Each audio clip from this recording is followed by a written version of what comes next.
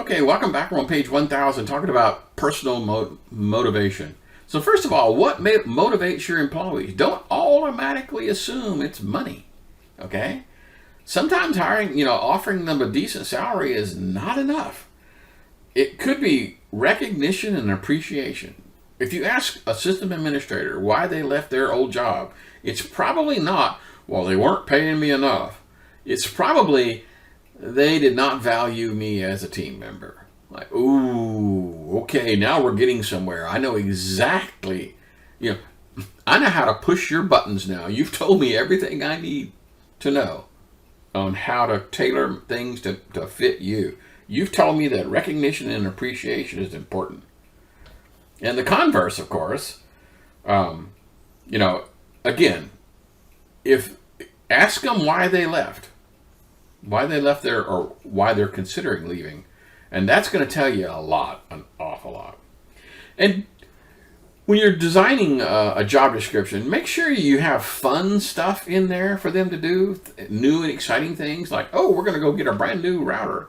Well, don't say, oh yeah, we're going to get the new router, but we're going to hire their internal consultant. The vendor's going to come in and set it up for us. It's like, oh man.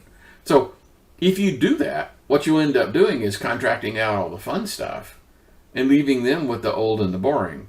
That ain't good. Okay? Good. So spread the fun stuff around if you can. Okay? Now, talking about incentives. For example, I had a scenario where we wanted to award somebody for a job well done, and so one of the things we could do is, we could give them like an on-the-spot cash award if you're cash motivated, right? But this guy was a hardcore programmer, and so we asked, so what do you want? He says, I want a faster computer. And it's like, okay.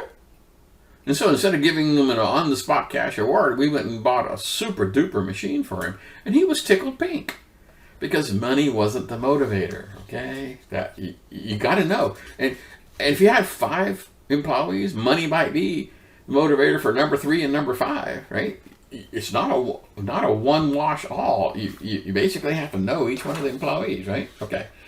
They talk about getting, tickets to a theme park and that kind of stuff. I never did that. So, getting noticed, page 1001. This is a cool story. I never did any of this, but it sounds kind of cool. They talk about non-traditional incentives. This one company, if you showed up for the round 2 of the interview, they gave you basically an iPad kind of a thing. Back in the day, it was a Palm Pilot, but that's not the point. They gave you a device just for showing up. You think that would kind of make an impression on a candidate? They went, okay, thank you for showing up. By the way, here's a free iPad for you. They would go, wow. I mean, I haven't even been offered the job yet, and they're giving me stuff? This looks like the right place to work. If you want to get noticed, that's how you do that.